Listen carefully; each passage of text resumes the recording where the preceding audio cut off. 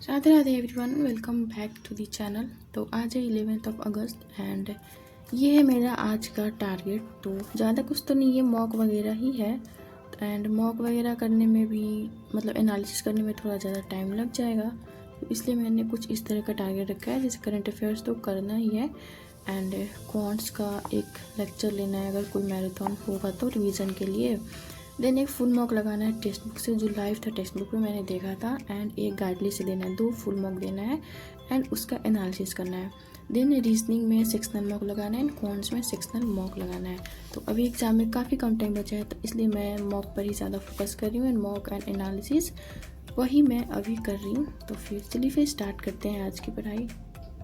तो सबसे पहले मैंने गाइडली से फुल मॉक दिया था IBPS PO का एंड मैंने अटैम्प्ट किए थे 57 क्वेश्चन, जिसमें 12 गलत हो गया था एंड मार्क्स बना था 42.97 एंड यही मेरा मार्क्स रह रहा है, मतलब 40 के अराउंड ही मार्क्स रह रहा है, 40-45 के बीच में इतना ही मेरा मार्क्स जो है वो इतना ही में ही आ रहा है, इससे ज़्यादा नहीं आ रहा है। तो अभी देखेंगे सब्जेक्ट वाइज। तो इंग्लिश में अटैम्प्ट किया था 21, जिसमें 9 जो है वो गलत हो गया है क्वेश्चन एंड कॉन्ट्स में 14 अटैम्प्ट करा था, जिसमें 1 गलत हुआ है एंड रीजनिंग में 22, जिसमें 2 गलत हुआ है।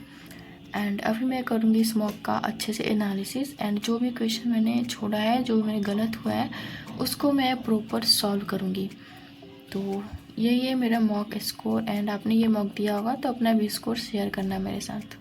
देन मैंने स्टार्ट करा था परफेक्शन का क्लास एंड ये क्लास जो है वो पेड क्लास है। कमेंट आया था कि परफेक्शन जो है वो पेड होती है या फिर यूट्यूब पे, तो ये पेड क्लास है एंड मेरे पास यस ऑफिसर का कंप्लीट सब्सक्रिप्शन है, तो मैं वहीं से प्रिपरेशन जो है वो करती हूँ।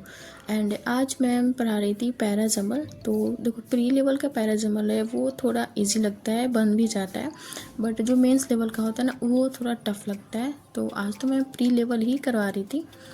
एंड SBI का जैसे कि अभी आ गया है वैकेंसी एंड आप सबको पता ही होगा कि हमारे बिहार में एक भी वैकेंसी नहीं है। तो अभी तो मुझे समझ आ भी नहीं रहा कि मैं फिल करूं कि नहीं करूं। ऑब्वियसली नहीं करूंगी क्योंकि बिहार में नहीं है। तो एंड अगर अदर स्टेट से करती हूँ तो वहाँ का लोकल लैंग्वेज ही आना चाहिए। तो अदर स्टेट से मैं यूपी से फिल कर सकती हूँ या क्योंकि बिहार के पास में है, तो यूपी में भी 200 के आसपास ही सीट है, मतलब वहाँ भी काफ़ी कम ही सीट है एंड वहाँ के लोग मतलब ऑब्वियसली बहुत ही ज़्यादा है। एंड मेरे जैसे और भी तो लोग सोच रहे होंगे बिहार से कि मैं अभी यूपी से फॉर्म फिल कर देता हूँ, तो वहाँ से भी मैं फ़ील नहीं करूँगी। अगर आगे जाकर के वैकेंसी इंक्रीज़ होगा या फिर बिहार में हो सकता है आगे जाके और आ जाए, तभी मैं SBI क्लर्क का फ़ील करूँगी, नहीं तो अदर स्टेट से मैं नहीं करूँगी क्योंकि उतने ज़्यादा वैकेंसीज है नहीं। तो यही है एंड आप लोग फील कर रहे हो कि नहीं बताना। तो फिर मैंने लिया था करेंट अफेयर्स का क्लास। तो करेंट अफेयर्स का क्या है ना कि 1-2 दिन से मेरा नोट्स जो मैं बनाती हूँ करेंट अफेयर्स का वो छूट जा रहा है। 2 दिन का नोट्स मेरा छूट गया है बनाना, पता नहीं मन ही नहीं कर रहा है आजकल बनाने का, सिर्फ रिवीजन में ही का टाइम जो है वो चला जा रहा है। तो आज मैंने करेंट अफेयर्स का क्लास लिया, देन उसके बाद टेक्स्ट बुक पे एक लाइव मॉक था तो वो मैंने मॉक लगाया था। इतने ख़राब मार्क्स बन रहे हैं मेरे। 47 अटैम्प्ट किया था जिसमें 33 मार्क्स बना था एंड 12 क्वेश्चन रॉन्ग हो गया था।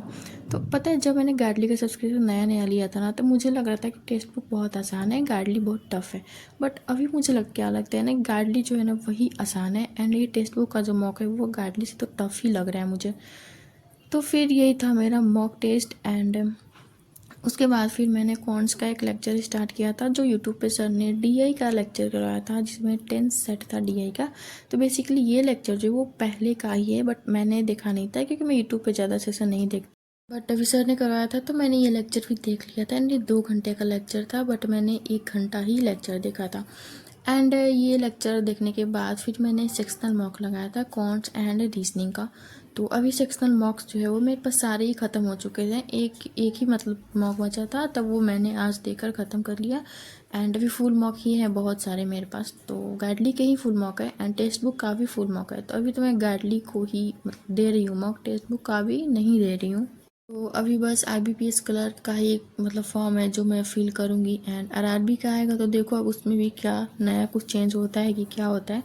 SBI तो नहीं रहा, मतलब नहीं फिल कर रही, बस RRB करना है और IBPS का करना है।